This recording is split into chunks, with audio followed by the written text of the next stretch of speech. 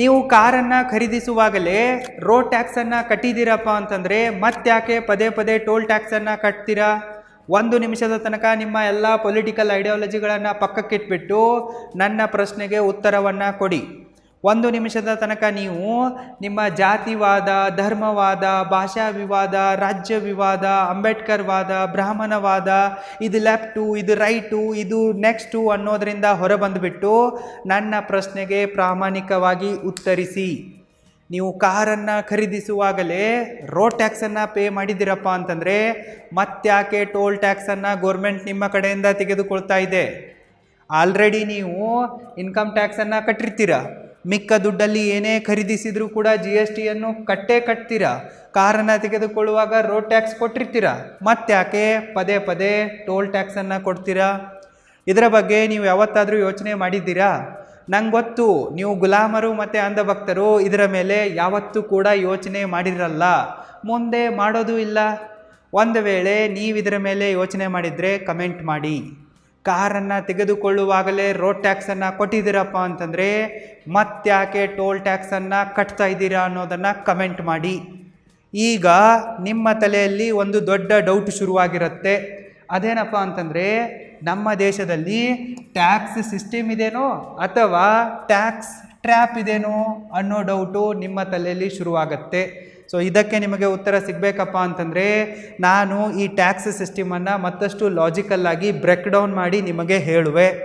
ನೀವು ಯಾವುದೇ ಒಂದು ಮೂಲದಿಂದ ಹಣವನ್ನು ಸಂಪಾದಿಸಿದರೂ ಕೂಡ ನಿಮ್ಮ ಕಡೆಯಿಂದ ಗೋರ್ಮೆಂಟು ಇನ್ಕಮ್ ಟ್ಯಾಕ್ಸನ್ನು ಕಿತ್ಕೊಳ್ಳುತ್ತೆ.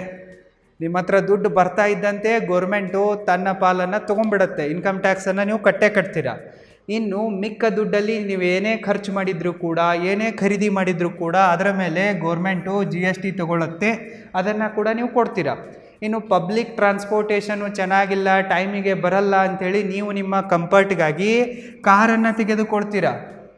ಕಾರನ್ನು ತೆಗೆದುಕೊಳ್ಳುವಾಗಲೇ ರೋಡ್ ಟ್ಯಾಕ್ಸನ್ನು ಕೊಡ್ತೀರಾ. ನೀವು ರೋಡ್ ಟ್ಯಾಕ್ಸ್ ಕಟ್ಟಿರೋ ಕಾರನ್ನೇ ರೋಡ್ ಮೇಲೆ ಓಡಿಸುವಾಗ ಮತ್ತೆ ಗೋರ್ಮೆಂಟು ನಿಮ್ಮ ಕಡೆಯಿಂದ ಪದೇ ಪದೇ ಟೋಲ್ ಟ್ಯಾಕ್ಸನ್ನು ತೆಗೆದುಕೊಳ್ಳುತ್ತೆ. ಬರೀ ಕಾರಿನ ವಿಚಾರದಲ್ಲಿ ಅಷ್ಟೇ ಅಲ್ಲ, ನೀವು ಯಾವುದೇ ಒಂದು ಮೂಲದಿಂದ ಹಣವನ್ನು ಸಂಪಾದನೆ ಮಾಡಿದರೂ ಕೂಡ ಟ್ಯಾಕ್ಸನ್ನು ತೆಗೆದುಕೊಳ್ಳುತ್ತೆ. ನೀವು ಸಂಪಾದನೆ ಮಾಡಿದ ಹಣವನ್ನು ಎಲ್ಲೇ ಖರ್ಚು ಮಾಡಿದರೂ ಕೂಡ ಗೋರ್ಮೆಂಟ್ ನಿಮ್ಮ ಕಡೆಯಿಂದ ಟ್ಯಾಕ್ಸನ್ನು ತೆಗೆದುಕೊಳ್ಳುತ್ತೆ. ಪ್ರಾಪರ್ಟಿ ಟ್ಯಾಕ್ಸನ್ನು ತೆಗೆದುಕೊಳ್ಳುತ್ತೆ. ಖರೀದಿಸುವಾಗಲೂ ಪ್ರಾಪರ್ಟಿ ಟ್ಯಾಕ್ಸ್ ಕೊಡ್ತೀರಾ, ಮಾರುವಾಗಲೂ ಕೂಡ ಪ್ರಾಪರ್ಟಿ ಟ್ಯಾಕ್ಸ್ ಕೊಡ್ತೀರಾ. ಹೊರದೇಶಕ್ಕೆ ಯಾವುದಾದ್ರೂ ವಸ್ತು ಕಳಿಸಿದ್ರೂ ಕೂಡ ಎಕ್ಸ್ಪೋರ್ಟ್ ಟ್ಯಾಕ್ಸ್ ಕೊಡ್ತೀರಾ. ಹೊರದೇಶದಿಂದ ಏನಾದರೂ ತೆಗೆದುಕೊಂಡ್ರೂ ಕೂಡ ಇಂಪೋರ್ಟ್ ಟ್ಯಾಕ್ಸ್ ಕೊಡ್ತೀರಾ. ನೀವು ನಿಮ್ಮ ದುಡ್ಡನ್ನು ಎಲ್ಲೇ ಇನ್ವೆಸ್ಟ್ಮೆಂಟ್ ಮಾಡಿದರೂ ಕೂಡ ಅಲ್ಲಿ ಟ್ಯಾಕ್ಸನ್ನು ಕೊಡ್ತಾ ಇರ್ತೀರಾ. ಸ್ಟ್ಯಾಂಪ್ ಡ್ಯೂಟಿ ಫೀಸ್ ಇರುತ್ತೆ, ಚಾರ್ಜಸ್ಗಳಿರ್ತವೆ. ಎಲ್ಲ ಕಡೆಯಿಂದಲೂ ಕೂಡ ಗೋರ್ಮೆಂಟು ನಿಮ್ಮನ್ನು ಲೂಟಿ ಮಾಡ್ತಾ ಇದೆ. ನಮ್ಮ ದೇಶದಲ್ಲಿ ಸಿಂಗಲ್ ಟ್ಯಾಕ್ಸ್ ಸಿಸ್ಟಮ್ ಇಲ್ಲ. ನಮ್ಮ ದೇಶದಲ್ಲಿ ಡಬಲ್, ಟ್ರಿಪಲ್ ಮತ್ತು ಮಲ್ಟಿಪಲ್ ಟ್ಯಾಕ್ಸೇಷನ್ ಸಿಸ್ಟಮ್ ಇದೆ.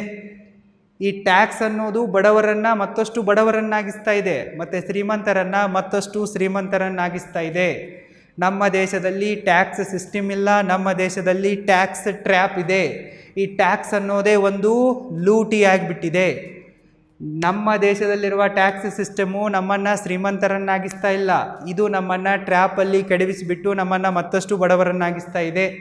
ನಾವು ಈ ದೇಶದಲ್ಲಿ ಕಷ್ಟಪಟ್ಟು ದುಡಿಯೋದಿದೆ, ಮತ್ತು ಗೋರ್ಮೆಂಟಿಗೆ ಟ್ಯಾಕ್ಸ್ ಕೊಡೋದಿದೆ, ಮತ್ತು ಥರ್ಡ್ ಕ್ಲಾಸ್ ಸರ್ವಿಸ್ಗಳನ್ನು ತೊಗೊಂಡ್ಬಿಟ್ಟು ಮುಚ್ಕೊಂಡು ಮತ್ತೆ ಕೆಲಸ ಮಾಡೋದಿದೆ. ಸೊ ನಮ್ಮ ದೇಶದ ಟ್ಯಾಕ್ಸ್ ಸಿಸ್ಟಮು ನಮ್ಮನ್ನು ಸುಖವಾಗಿ ಬದುಕಕ್ಕೆ ಬಿಡ್ತಾ ಇಲ್ಲ ಮತ್ತು ಎತ್ತರಕ್ಕೆ ಬೆಳೆಯೋಕ್ಕೂ ಕೂಡ ಬಿಡ್ತಾ ಇಲ್ಲ. ನಮ್ಮ ದೇಶದಲ್ಲಿ ಒಂದು ಟ್ಯಾಕ್ಸ್ ಟ್ರ್ಯಾಪ್ ಇದೆ. ಅದಕ್ಕಾಗಿಯೇ ನಮ್ಮ ದೇಶದ ಶಾಲಾ ಕಾಲೇಜುಗಳಲ್ಲಿ ಟ್ಯಾಕ್ಸ್ನ ಬಗ್ಗೆ, ಫೈನಾನ್ಸ್ನ ಬಗ್ಗೆ ಏನನ್ನ ಕೂಡ ಕಲಿಸಲ್ಲ. ಕಲಿಸಿದ್ರೆ ನಾವೆಲ್ಲರೂ ಕೂಡ ಜಾಗೃತರಾಗ್ತೀವಿ ಮತ್ತು ಪ್ರಶ್ನೆಯನ್ನು ಕೇಳ್ತೀವಿ.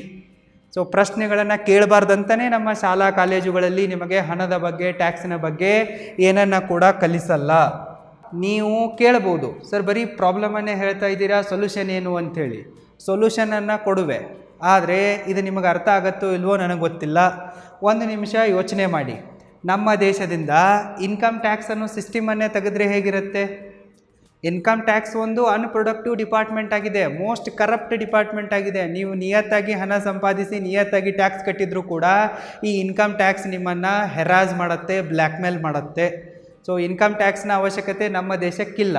ಸೊ ನಮ್ಮ ದೇಶದಿಂದ ಇನ್ಕಮ್ ಟ್ಯಾಕ್ಸ್ ಡಿಪಾರ್ಟ್ಮೆಂಟನ್ನೇ ತೆಗೆದು ಹಾಕಬೇಕಾದ ಅವಶ್ಯಕತೆ ಇದೆ. ಯೋಚನೆ ಮಾಡಿ, ಇನ್ಕಮ್ ಟ್ಯಾಕ್ಸು ಇರಲ್ಲ, ಜಿ ಎಸ್ ಟಿನೂ ಇರಲ್ಲ, ರೋಡ್ ಟ್ಯಾಕ್ಸು ಇರಲ್ಲ, ಟೋಲ್ ಟ್ಯಾಕ್ಸು ಇರಲ್ಲ, ಎಲ್ಲ ಥರದ ಟ್ಯಾಕ್ಸ್ಗಳನ್ನು ನಾವು ತೆಗೆದು ಹಾಕ್ಬಿಟ್ಟಿದ್ದೀವಿ ಅಂತ ಅಂದ್ಕೊಳ್ಳಿ.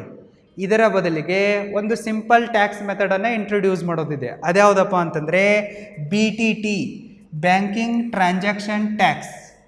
ಈ ಥರ 108 ವಿಧಾನಗಳಲ್ಲಿ ಟ್ಯಾಕ್ಸನ್ನು ಕಲೆಕ್ಟ್ ಮಾಡುವ ಬದಲಿ ಸಿಂಪಲ್ಲಾಗಿ ಬ್ಯಾಂಕಿಂಗ್ ಟ್ರಾನ್ಸಾಕ್ಷನ್ ಟ್ಯಾಕ್ಸನ್ನು ಕಲೆಕ್ಟ್ ಮಾಡೋದಿದೆ. ಯಾವಾಗ ನಾವು 5,000ಕ್ಕಿಂತಲೂ ಜಾಸ್ತಿ ಖರ್ಚು ಮಾಡ್ತೀವೋ ಆವಾಗ ಅದರ ಮೇಲೆ ಸಿಂಪಲ್ 2% ಬ್ಯಾಂಕಿಂಗ್ ಟ್ರಾನ್ಸಾಕ್ಷನ್ ಟ್ಯಾಕ್ಸನ್ನು ಹಾಕೋದಿದೆ. ಜಸ್ಟ್ ಯಾವಾಗ ದುಡ್ಡು ಮೂವ್ ಆಗುತ್ತೋ ಅದರ ಮೇಲೆ ಬರೀ 2% ಚಾರ್ಜಸನ್ನು ಕಲೆಕ್ಟ್ ಮಾಡ್ಕೊಳ್ಳೋದಿದೆ.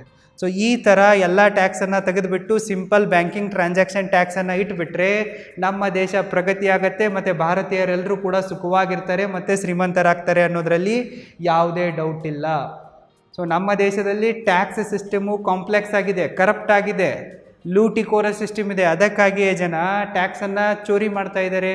ಜನ ಟ್ಯಾಕ್ಸ್ ಚೋರಿ ಮಾಡೋದು ತಪ್ಪತ್ತೆ. ನಮ್ಮ ದೇಶದಲ್ಲಿ ಇನ್ಕಮ್ ಟ್ಯಾಕ್ಸನ್ನು ಕಂಪ್ಲೀಟ್ಲಿ ಎರೇಸ್ ಮಾಡಿಬಿಟ್ಟು ಬ್ಯಾಂಕಿಂಗ್ ಟ್ರಾನ್ಸಾಕ್ಷನ್ ಟ್ಯಾಕ್ಸನ್ನು ಏನಾದರೂ ಇಂಟ್ರೊಡ್ಯೂಸ್ ಮಾಡಿದ್ರಪ್ಪ ಅಂತಂದರೆ ಬಹಳಷ್ಟು ಲಾಭಗಳಾಗ್ತವೆ. ಇದು ನಮ್ಮ ಲೈಫನ್ನು ಸಿಂಪ್ಲಿಫೈ ಮಾಡುತ್ತೆ, ಟ್ರಾನ್ಸ್ಪರೆನ್ಸಿ ಹೆಚ್ಚಾಗತ್ತೆ ಮತ್ತು ಕರಪ್ಷನ್ ಕಡಿಮೆ ಆಗಿಬಿಡತ್ತೆ. ಬ್ಲ್ಯಾಕ್ ಮನಿಯನ್ನು ಕೂಡ ಇಡೋ ಅವಶ್ಯಕತೆ ಇಲ್ಲ ಮತ್ತು ಟ್ಯಾಕ್ಸ್ ಚೋರಿ ಮಾಡೋ ಅವಶ್ಯಕತೆಯೂ ಇಲ್ಲ. ಇದರಿಂದ ಗೋರ್ಮೆಂಟ್ನ ಆದಾಯ ಡಬಲ್ ಆಗುತ್ತೆ, ನಮ್ಮ ದೇಶದ GDP ಹೆಚ್ಚಾಗತ್ತೆ ಮತ್ತು ನಾವು ಜನ ಬೆವರು ಸುರಿಸಿ ಕಷ್ಟಪಟ್ಟು ಸಂಪಾದಿಸಿದ ಹಣ ಕೂಡ ಸೇವ್ ಆಗುತ್ತೆ ಮತ್ತು ನಮಗೆ ನಮ್ಮ ದುಡ್ಡು ಎಲ್ಲಿ ಹೋಗ್ತಾ ಇದೆ ಅನ್ನೋದು ಈಸಿಯಾಗಿ ಗೊತ್ತಾಗತ್ತೆ.